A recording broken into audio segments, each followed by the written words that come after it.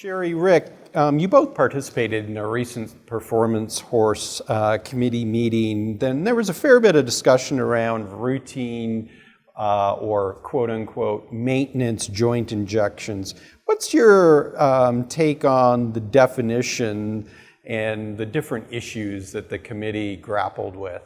I think the term maintenance joint injection is a fallacious term. I don't really know what a maintenance joint injection.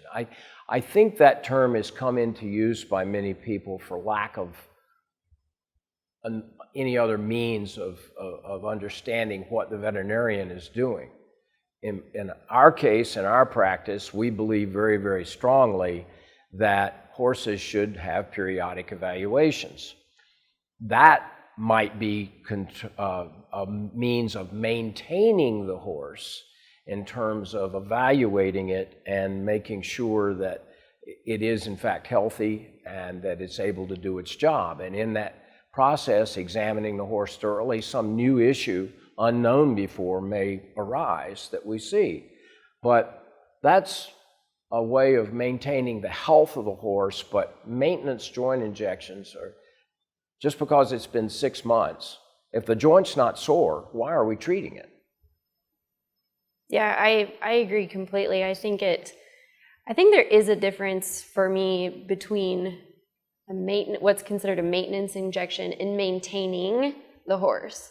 I think those are two totally separate scenarios that have for some reason gotten lumped together. And I think that a lot of times these maintenance injections are used as artificial confidence in certain situations by trainers and owners. They get this, we need it, and we need it in order for the horse to be the best it can be.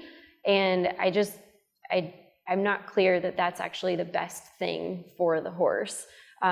There's risks every single time we enter a joint. There's a risk of something going wrong in a variety of ways. And it should be viewed as a very, very sacred process. And the term maintenance to me implies it's casual, we do it, this is what we do, and things carry on and go well. And it's kind of analogous to someone, considering a cosmetic procedure, they think they need it and they want it. They don't need it to live, but they still want it, and they know there's a lot of risk associated with that procedure.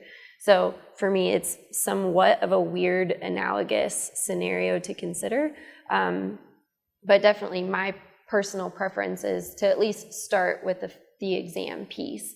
A lot of times people will come on and they have it in their head, I want XYZ done, and at least doing the exam piece of it, I'm able to start a conversation with them about why they want that. Is it an option to go in a stepwise approach to this scenario? Do we have time, to do some diagnostics? Is that an option? And kind of understanding what their goals are and where they're coming from into why they want that has always been a useful thing for me to do. So I start with the exam, even if they're begrudging and they're in a hurry. Let's just slow down and take the time to do it and go from there. Yeah, and that was a question that I wanted to pose, so thanks for answering it. I'll pose the question and put it out there for you, Rick. So you have a client that comes to you and they are from St. Elsewhere, and they typically, right before the big show, have the hocks, stifles, and coffin joints injected. Any tips on how you deal with that, or you would suggest others might deal with that scenario?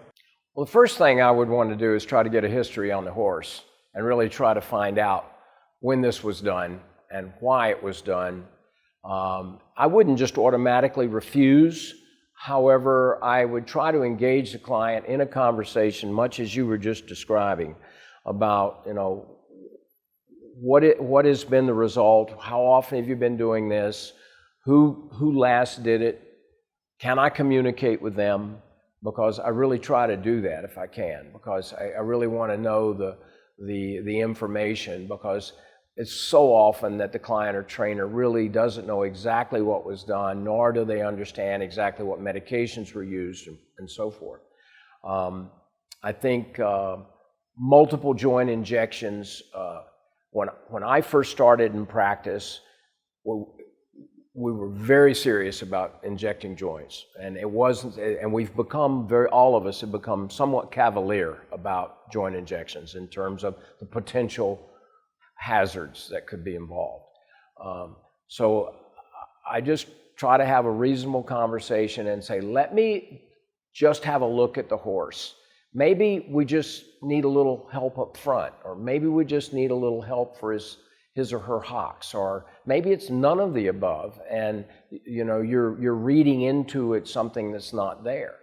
I try to engage them that way, and I try to get them to let me look at the horse. And I have had clients where they say, no, that's not what I want. If you can't do that, then we'll have a nice day, and we go on about our business. Because I think building integrity in your practice and being known for being objective, not objectionable, is important. Yeah. So it's okay to say no. Yeah. Yeah.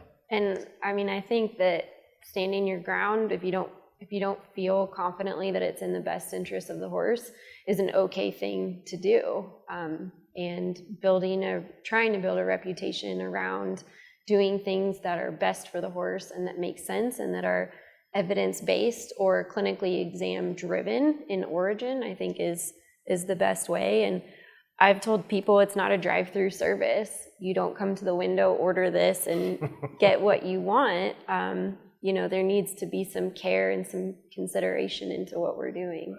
So I think as long as people understand that it's not coming from a place of, I don't want to give you what you want, I just want to do the best thing for your horse, I think they resonate with that. And that, I think, is a really important piece. You're both there for the horse. You just may think that means different things.